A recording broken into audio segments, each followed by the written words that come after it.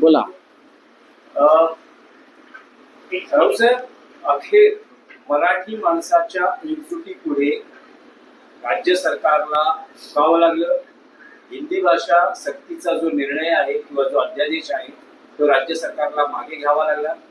आता एक पुन्हा नरेंद्र जाधव यांच्या अध्यक्षतेखाली समिती स्थापन केली आहे आणि पुन्हा एकदा समितीचं घोळाळ पण मराठी माणसाच्या अध्यादेश मागे घेऊन लागले. देवेंद्र फडणवीस या राज्याचे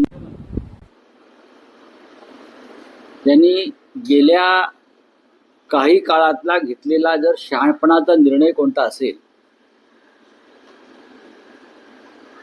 तर तो म्हणजे हिंदी सक्तीचा जो महाराष्ट्रावर किंवा शालेय शिक्षणात हिंदी सक्ती लादण्याचा जो निर्णय होता तो रद्द केला. महाराष्ट्राच्या मराठी माणसाच्या जनभावना त्यांनी ओळखल्या. त्यांनी बराच काळ खेळ करण्याचा प्रयत्न केला, दबाव टाकण्याचा प्रयत्न केला, गोंधळ घालण्याचा प्रयत्न केला, वेगळे वेगळे तोडगे समोर आणले. पण शेवटी जनता काल रस्त्यावर उतरली. महाराष्ट्रभरामध्ये त्या सरकारी अध्यादेशाची होळी झाली. काल स्वतः उद्धव ठाकरे आणि इतर सर्व घटक, मग काँग्रेस असेल किंवा अन्य पक्ष असतील, रस्त्यावर उतरले, होळी केली. त्यानंतर सन्माननीय राज ठाकरे आणि माननीय उद्धव ठाकरे यांच्या एकत्रित मोर्चाची घोषणा झाल्यावर सरकारनं धसकाच घेतला होता. कारण महाराष्ट्राच्या कानाकोपऱ्यातून लाखो मराठी लोक या मोर्चासाठी त्याच्यामुळे येणार होते. या सगळ्याचा परिणाम झाला आणि काल देवेंद्र फडणवीसांना किंवा त्यांच्या सरकारला हा आदेश मागे घ्यावा लागला. आता काहीतरी एक कमिटी वगैरे स्थापन केली आहे. कशा करता? आम्ही हा त्रिसूत्री भाषा सूत्र हे आम्ही स्वीकारणारच नाही. मग तुम्ही कमिट्या वगैरे स्थापन करून कशा करता मराठी माणसाला खेळवताय? कोणत्याही परिस्थितीमध्ये राष्ट्रीय शिक्षण धोरण जे आहे 2020 आणि त्यातले त्रिसूत्री भाषा धोरण हे महाराष्ट्र स्वीकारणार नाही. हे काल उद्धव ठाकरे यांनी सांगितले, राज ठाकरे यांनी सांगितले. आता दोन ठाकरे बंधूंनी ह्याच्यावरती पक्का निर्णय दिल्यावरती उगाच फडणवीस सरकारनं फालतू खेळ करू नये. राऊतसाहेब, आपण म्हटलं जात होतं की 5 जुलैला त्यामध्ये जो मोर्चा निघणार आहे या अध्यादेशाला विरोध करण्याचा, आता मोर्चाचा तर विषय नाही. तुम्ही काल जाहीर केलं, उद्धव ठाकरेंनी जाहीर केलं की 5 जुलैला मोर्चा नाही पण विजयोत्सव साजरा केला. प्रश्न असा आहे की 5 जुलैला राज ठाकरे, उद्धव ठाकरे, त्यानंतर राष्ट्रवादी काँग्रेस, पण मुख्य म्हणजे माननीय उद्धव आणि राज ठाकरे यांचं एकत्र येणं हे महाराष्ट्रासाठी फार मोठं एक आकर्षण होतं किंवा ताकद दाखवण्याचा एक मार्ग होता आणि त्यामुळेच हा अध्यादेश रद्द केला. हे मान्य केलं पाहिजे. आता 5 जुलैच्या मोर्चाची तयारी ही सुरू झाली. राज ठाकरे यांनी त्यासाठी त्यांच्या 2 नेत्यांची नेमणूक केली होती समन्वयासाठी. आमच्याकडून सुद्धा आम्ही 2 नेत्यांची नेमणूक केली होती आणि त्या दृष्टीनं तयारी सुरू असतानाच काल सरकारनं हा निर्णय मागे घेतला. पण 5 जुलैच्या मोर्चाची तयारी दोन्ही बाजूंनी पूर्ण झाली.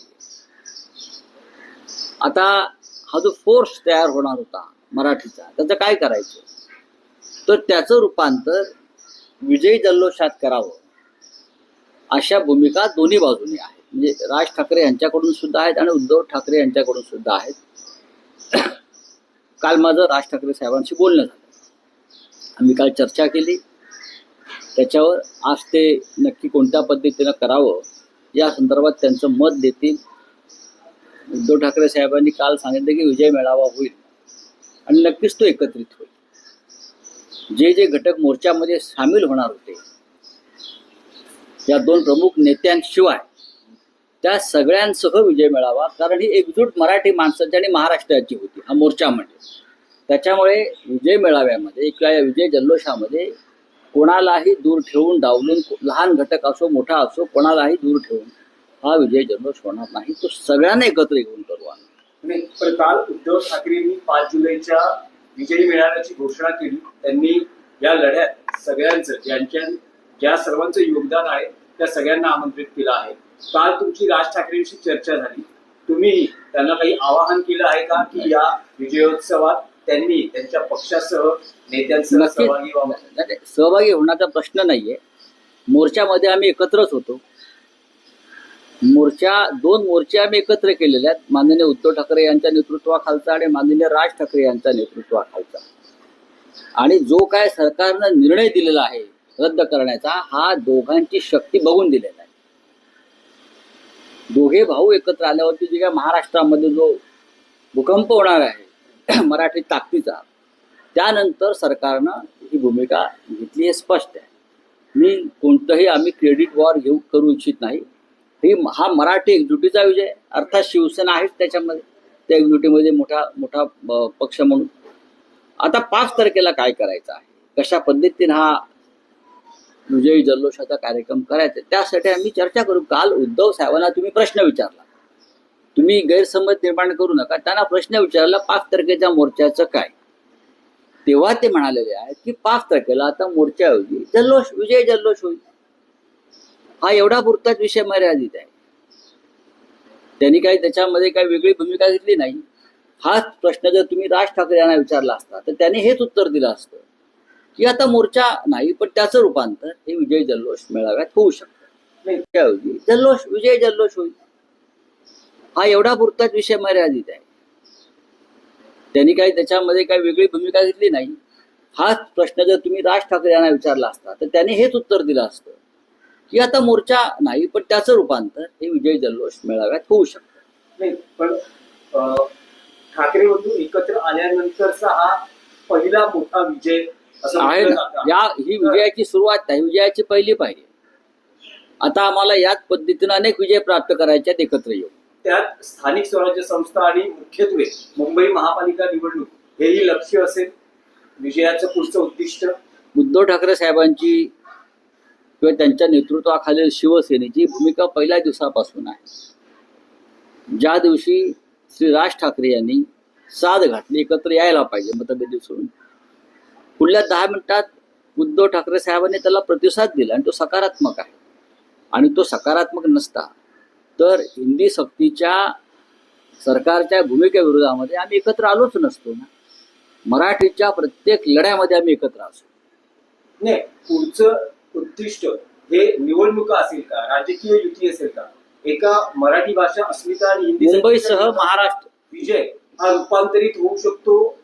मुंबई महापालिका आणि स्थानिक स्वराज्य संस्था निवडणुका जिंकण्यासाठी पुढचं विजयाचं उद्दिष्ट हे बघा, स्थानिक स्वराज्य संस्था असू आमची शकतं. भूमिका स्पष्ट आहे. मुंबईसह महाराष्ट्र काबीज करणं, मराठी माणसाच्या हातात मुंबईसह महाराष्ट्राची सत्ता असणं ही आमची भूमिका आहे.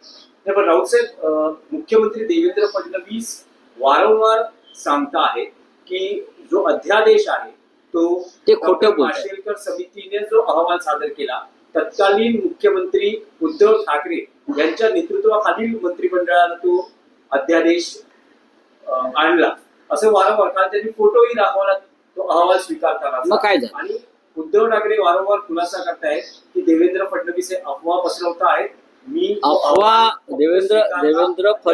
देवेंद्र फडणवीस हे अफवा पसरवत नाहीये, तर ते भारतीय जनता पक्षाच्या राष्ट्रीय धोरणानुसार खोटं बोलत आहेत. रिपीट, भारतीय जनता पक्षाच्या राष्ट्रीय धोरणानुसार ते खोटं बोलत आहेत. जसं नरेंद्र मोदी बोलतायत, अमित शहा बोलतायत, तसे त्यांचे हे राज्यातले नेते खोटं बोलतायत. माशेलकर अहवाल काय आहे हा त्यांनी टेबलावर ठेवावा ना. देवेंद्र फडणवीस यांनी, त्यांना कोणी अडवलंय? ते राज्याचे मुख्यमंत्री आहेत ना. हवेत कसले तीर मारताय तुम्ही? तो अहवाल ठेवा. तो अहवाल, ती कमिटी का स्थापन केली? आणि तुम्ही तरी नरेंद्र जाधव कमिटी का स्थापन करताय? अभ्यास गट का स्थापन करताय? मला सांगा ना. ही एक पद्धत आहे शासनाची की एखादा अहवाल आल्यावर त्याच्यावरती अभ्यास करणं, एखादा जटिल विषय आल्यावर त्याच्यावर तज्ज्ञांची समिती नेमणं. मुख्यमंत्री आणि मंत्रिमंडळ हे प्रत्येक विषयामध्ये एक्सपर्ट किंवा तज्ज्ञ नसतं. त्यासाठी इतर तज्ज्ञांची मदत घेऊन आपल्याला निर्णय घ्यायचा असतो.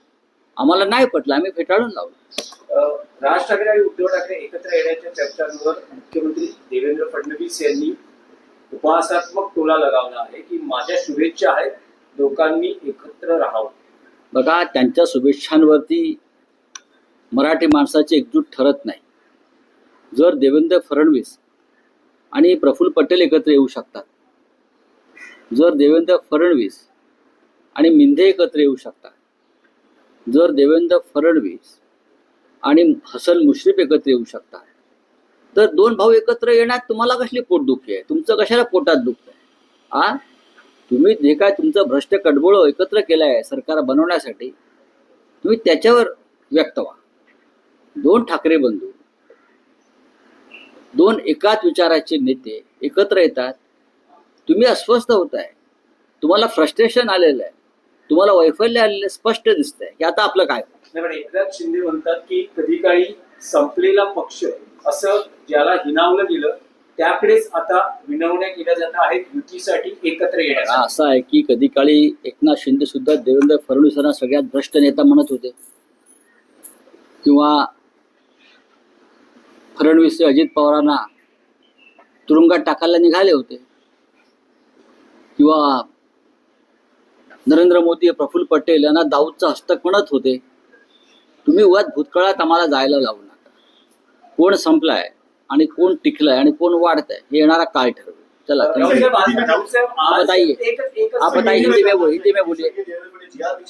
सासे टपका दिया हुआ है कि ये उद्धव ठाकरे ने किया हुआ था. देखिए, एकनाथ ये शिंदे को भी उन्होंने इसके लिए बताया है, अजित पवार भी बताया. भारतीय जनता पार्टी की एक नेशनल पॉलिसी है झूठ बोलने की. वो नेशनल पॉलिसी जो है, राष्ट्रीय धोरण, तो यही धोरण के साथ महाराष्ट्र में लोग काम कर रहे हैं, झूठ बोल रहे हैं. अरे भाई, उद्धव ठाकरे जी ने कोई एक रिपोर्ट बनाया है माशेलकर कमेटी का, तो सामने लाइए ना. हम बार बार बोल रहे हैं कि आप कार्यक्रम है, आप पॉलिसी जो है, राष्ट्रीय धोरण, तो यही धोरण के साथ महाराष्ट्र में लोग काम कर रहे हैं, झूठ बोल रहे हैं. अरे भाई, उद्धव ठाकरे जी ने कोई एक रिपोर्ट बनाया है माशेलकर कमेटी का, तो सामने लाइए ना. हम बार बार बोल रहे हैं कि आप कार्यक्रम है, आप सामने लाइए. एक कमेटी का रिपोर्ट सामने आया है, वो कैबिनेट में रखा है, क्या चर्चा नहीं हो सकती? आपने हिंदी जबरदस्ती के बारे में, हिंदी सख्ती के बारे में कैबिनेट में चर्चा की है ना, इसलिए की है कि वो नेशनल पॉलिसी है. अगर कोई नेशनल पॉलिसी राज्य के सामने आती है तो उसके ऊपर चर्चा करना जरूरी होता है. देवेंद्र फडणवीस 3 बार मुख्यमंत्री बन गए, क्या उनको इतना भी नॉलेज नहीं है? ठाकरे बैंक को पहचाने के लिए कोशिश की. फडणवीस मनसे को मिल रहे थे, दादा भुसे राज ठाकरे को मिल, इनका एक भी आमदार नहीं था. किस तरीके से देखते हो सर आप इसको? कहीं ना कहीं डिफरेंसेस लाने की कोशिश की गई थी ठाकरे बैंक में सर. कोशिश तो बहुत करेंगे, लेकिन ठाकरे ब्रांड कभी खत्म नहीं होगा इस महाराष्ट्र में. ये ब्रांड है, ब्रांड था और ब्रांड रहेगा. इसीलिए तो आपको इस मामले में, हिंदी सख्ती के मामले में आपको पीछे हटना पड़ा है. और आगे भी जब जब हम एक साथ आएंगे तो आपको हर स्टेप पर पीछे हटना पड़ेगा. अब देखिए महाराष्ट्र में क्या ताकत बनती है. सिंधु को लेकर एक बयान आया है इंडियन एयरफोर्स का. किसका? इंडियन सिंधु को लेकर, सिंधु ऑपरेशन के नाम का बयान आया इंडियन एयरफोर्स का कि हमें हमले के लिए मना किया गया था शुरुआती दौर में, जहां हमें 5 जेट फाइटर्स, 3 राफेल का नुकसान हुआ और अन्य का भी नुकसान हुआ. ये तो सामने आया है, मैंने देखा है. उसके लिए प्रधानमंत्री मोदी को इस्तीफा देना चाहिए.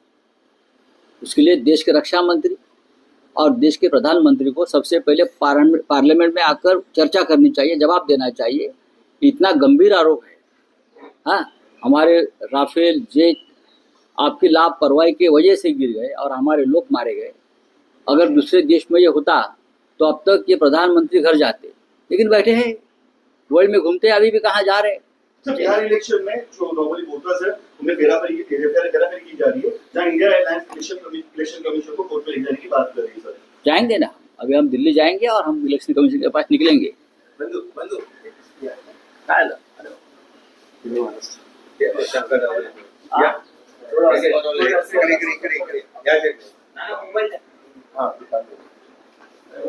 काय झालं हे एका ठिकाणी तुम्ही भेटलं होतं असं, तर मग मी म्हटलं एक कल्पना आली डोक्यात की बंधूंना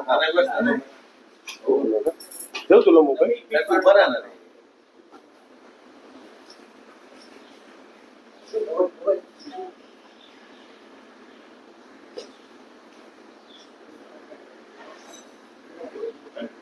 त्या आपल्या जुन्नरचं कोण आहे? जुन्नर? या ओळी आहेत त्या असं त्यांनी डायरेक्ट की हा पुस्तकात आहे. हे इंदोर काय आहे? आणि मेरे साथ नहीं है. मी गेलो तो बघ, जा तुम्ही जा. बाजूचे एक उभं राहा.